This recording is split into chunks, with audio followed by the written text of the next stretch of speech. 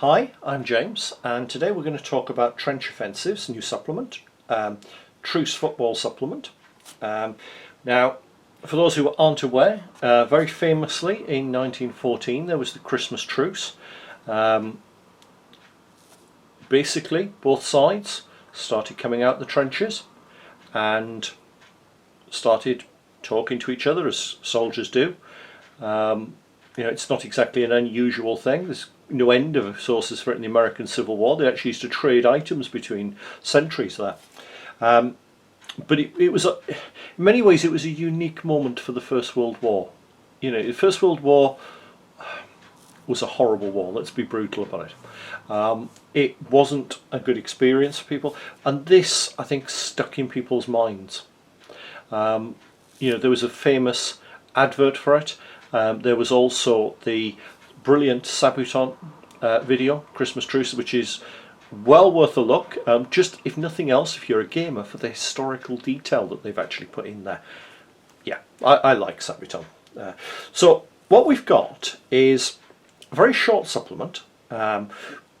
Paul's just brought it out, and I've paid for this, so I'm going to give a very honest opinion. I will be honest.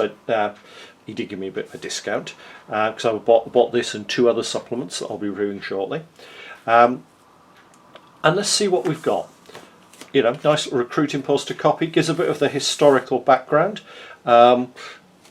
It's tending to be British, German and French.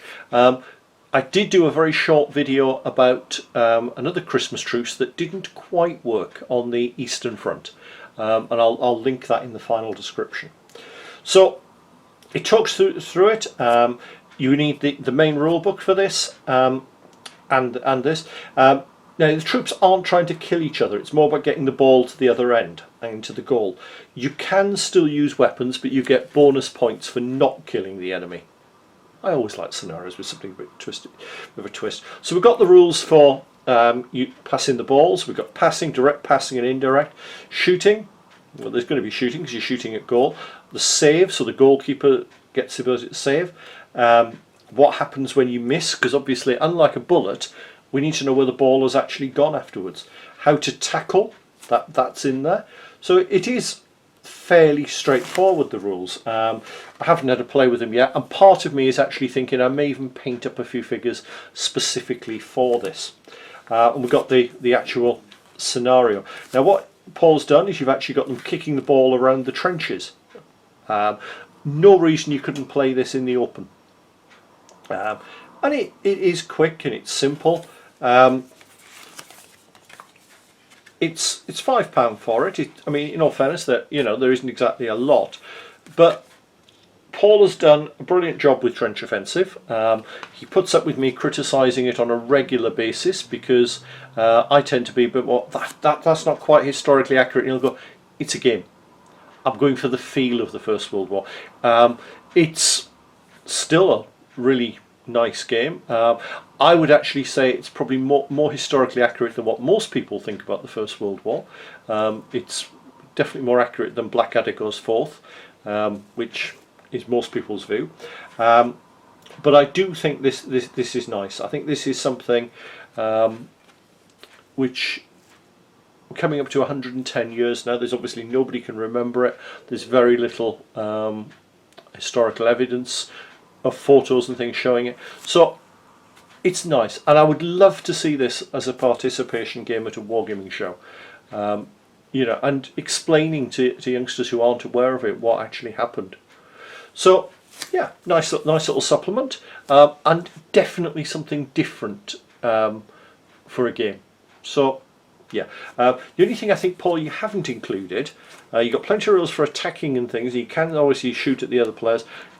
There's no rules for actually using your bayonet on the ball. I think that would have been a nice little addition. But hopefully that's been useful for you.